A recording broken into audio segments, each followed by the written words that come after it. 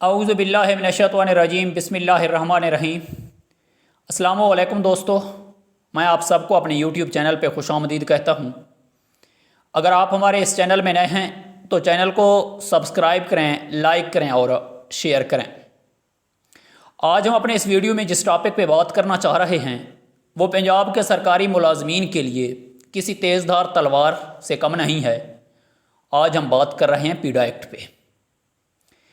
इस वीडियो में मैं आपको बताऊंगा कि पीडा एक्ट क्या है, पीडा एक्ट के तहत मुलाजमीन को कौन कौन सी सज़ाएँ दी जाती हैं और सज़ा देने के लिए कौन कौन से स्टेप फॉलो किए जाते हैं, यानी किस किस्म की इंक्वायरी की जाती है और उन इंक्वायरीज़ में कौन कौन से पर्सन्स शामिल किए जाते हैं। पीडा एक्ट पे जाने से पहले मैं आपको बताता चलूँ कि इससे पहले किस किस्म के रूल्स और किस किस्म के ऑर्डीनेंस नाफिज थे पंजाब में मुलाजमीन को सज़ाएँ देने के लिए। सबसे पहले 1960 में पंजाब गवर्नमेंट ने मुलाजमीन को सज़ाएँ देने के लिए एक रूल बनाया था, E&D rule, efficiency and discipline rule. फिर 1975 में इसमें मज़ीद तरामीम की गई और 1999 में मज़ीद इसमें तरामीम की गई। इसके बाद 2000 में एक ऑर्डीनेंस लाया था पंजाब गवर्नमेंट ने, PRSO के नाम से, the Punjab removal from service ordinance. इसके बाद 2006 में जब पंजाब में परवेज़ इलाही की हुकूमत थी, एक ऑर्डीनेंस लाए थे पीडा एक्ट के नाम से। आज हम इसी पीडा पे बात करेंगे कि पीडा है क्या। पीडा एब्रीवेशन है Punjab employ efficiency discipline and accountability का। पीडा का दायरा कार सूबा पंजाब की हद तक है। इसमें सूबा पंजाब के सरकारी मुलाजिम और कारपोरेशन सेक्टर के मुलाजिम आते हैं इसके दायरा कार में। सरकारी मुलाजिम या कारपोरेशन सेक्टर के मुलाजिम को ड्यूरिंग सर्विस इसी एक्ट के तहत सज़ाएँ दी जाती हैं, या इनकी रिटायरमेंट के बाद 1 साल के अंदर अंदर अगर किसी मुलाजिम के ख़िलाफ़ कोई एलिगेशन है, उन पर कोई इंक्वायरी हो रही है, तो उनकी रिटायरमेंट के 1 साल के अंदर अंदर भी पीडा के तहत उनको सज़ा दी जा सकती है।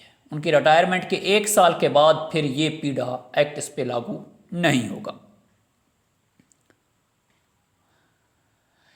इसमें मुख्तलिफ टर्म इस्तेमाल होते हैं इस पीडा एक्ट में। सबसे पहले जो टर्म इस्तेमाल किया गया है इसमें एक्यूज्ड यानी मुल्ज़िम या मुल्ज़मा जो भी हो, ये वो शख्स होता है जिस पे एलिगेशन होते हैं, जिस पे इल्ज़ाम होता है करप्शन का, मिसकंडक्ट का, इनएफिशिएंसी का, किसी भी किस्म का हो सकता है, जिसकी इंक्वायरी की जानी हो।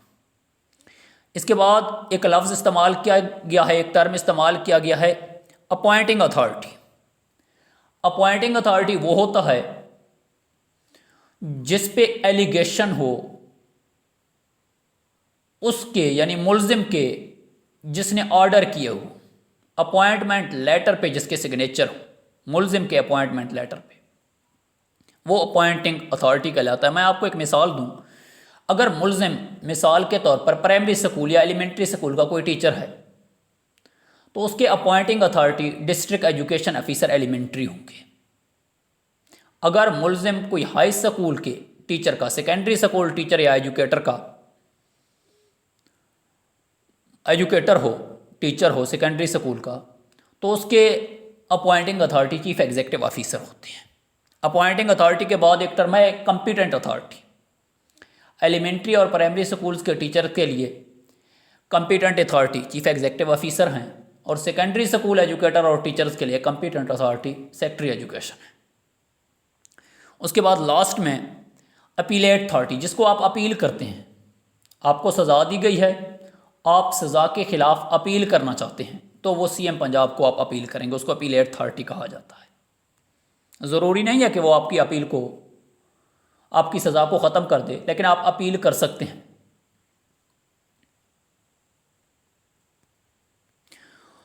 उसके बाद पीडा एक्ट के तहत किस किस कौन कौन से ग्राउंड्स पे आपको सज़ा दी जाती है। उसमें सबसे पहले इनएफिशिएंसी, यानी आपकी जो ड्यूटी है वो आप ड्यूटी सही तरह से परफॉर्म नहीं कर रहे। अगर आप एक टीचर हैं, आपका काम है पढ़ाना, आप बच्चों को सही तरह से नहीं पढ़ा रहे या आप अपनी ड्यूटी पे नहीं जाते, यह इनएफिशिएंसी में आ जाता है। इसके बाद है मिसकंडक्ट।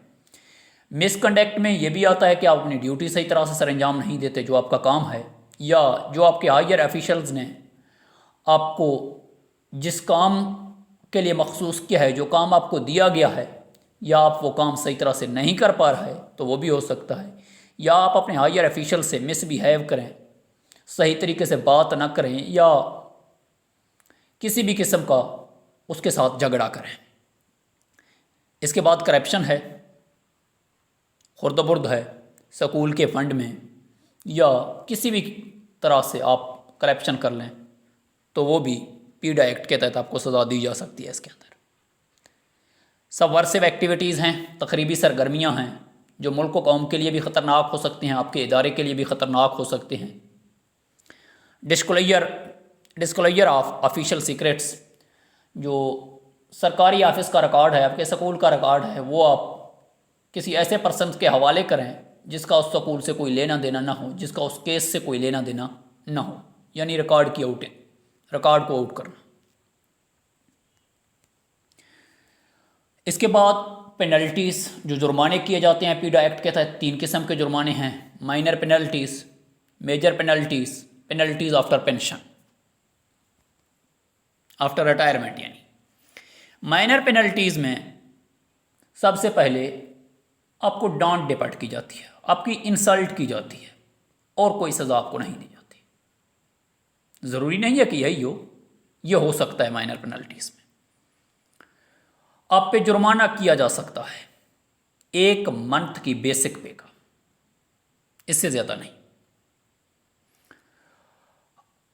आपको लोअर स्टेज पे लाया जा सकता है। अगर आप ग्रेड 15th में, स्केल 15th में काम कर रहे हैं तो 1 से लेकर 5 साल के लिए, ज़्यादा से ज़्यादा 5, कम से कम 5 से कम जितना भी हो, आपको 14th स्केल पे काम पे लगाया जा सकता है, यानी आपकी स्केल कम की जा सकती है। और आपकी इंक्रीमेंट्स को भी रोका जा सकता है, ज़्यादा से ज़्यादा 5 साल के लिए, कम से कम 2 भी हो सकते हैं, 3 भी हो सकते हैं। एनुअल इंक्रीमेंट आपको नहीं दी जाती। और आपकी प्रमोशन को भी रोक दिया जा सकता है माइनर पेनल्टीज़ में 5 साल के लिए, ज़्यादा से ज़्यादा 5 साल के लिए, कम से कम 1 साल भी हो सकता है, 2 साल भी हो सकते हैं। इसके बाद मेजर पेनल्टीज़ में रिकवरी की जा सकती है। अगर आप पे कोई एलिगेशन है, आपने 2 लाख की करप्शन की है, तो 2 लाख आपकी पैसे इंस्टॉलमेंट वाइज, ब्याक वक्त नहीं, आपकी पैसे वो काट दिए जाते हैं। फिर वही मेजर पेनल्टीज़ में भी है, आपको लोअर स्केल पे लाया जा सकता है 5 साल के लिए, ज़्यादा से ज़्यादा 15वें स्केल में, 14वें में लाया जाता है, 16वें में है तो 15वें में लाया जाता है। आपको जो आपकी पास्ट सर्विस है उसको भी जब्त किया जा सकता है 5 साल के लिए।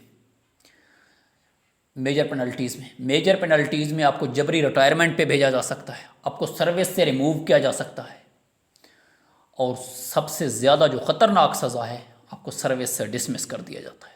कोई हक हकूक़ आपको नहीं दिया जाएगा अगर आपको डिसमिस कर दिया जाए। इसके बाद अगर रिटायरमेंट के बाद, यानी 1 साल के अंदर अंदर जो इंक्वायरी होती है, अगर वहाँ पे आप किसी एलिगेशन में मुजरिम ठहर पाएँ, तो अगर कोई करप्शन का केस है, आपने कुछ खुर्द-बुर्द की है, तो वो आपके पैसे आपके पेंशन से विदड्रॉ किए जाते हैं, पेंशन से लिए जाते हैं। आपकी पेंशन को रोका जा सकता है। तो इसी तरह के पेनल्टीज़ लगाए जाते हैं। ये पेनल्टीज़ लगाने के लिए कौन से असूल व ज़वाबित, कौन से टर्म एंड कंडीशन फॉलो करने पड़ते हैं, ये हम अपने अगले वीडियो में आपको बताएंगे।